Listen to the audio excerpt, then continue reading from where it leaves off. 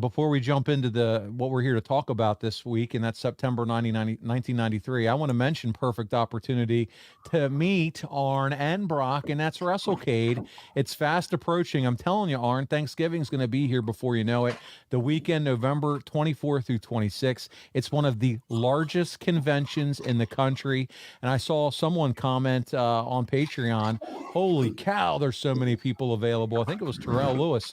Available there for photos and meet and greets and autographs. And you're right, Tracy Myers has built an unbelievable event, and Double A is going to be there. It's in his backyard, Winston-Salem, Horseman Country, and tickets are available. They sell out quickly, so make sure you grab your tickets.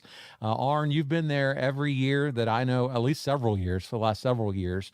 So don't miss it. You get to meet the enforcer. Who knows? Maybe Brock's going to be wrestling. He is going to be. All right, there you go. He's going to be there signing with me, and he's going to have a match, and that'll be Saturday night, I believe, and excited about that. Yeah, I saw some other matches that they're already starting to announce, so don't want to miss it. Take advantage of it. It's a great way to celebrate Thanksgiving Day with your family, and then make the trip either that night or Friday morning down to Winston-Salem, North Carolina, and have a great time and get to meet a lot of your heroes and favorite wrestlers. Arn and Brock will be there, so for sure do that. Listen, there's a few things I want to button up before we jump into September. There were questions and topics that came up our last few weeks since the last time we recorded. We typically record 2 shows at a time.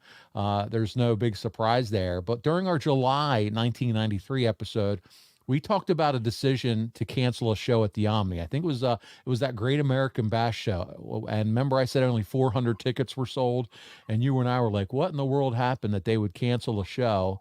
And we put the research guy on it, and he said, listen, I'm going to do everything I can to find out what the deal was.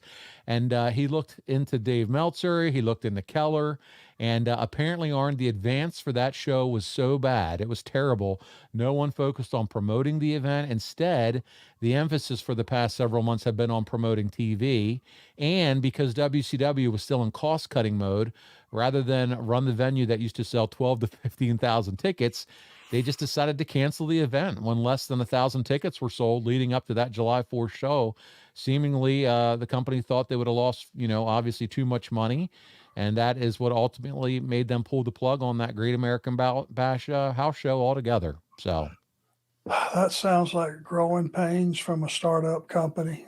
They really didn't know what to do and figured cut your losses at this point, right? Yep, you got it. So thank you, Andrew, for digging and finding that out for us. The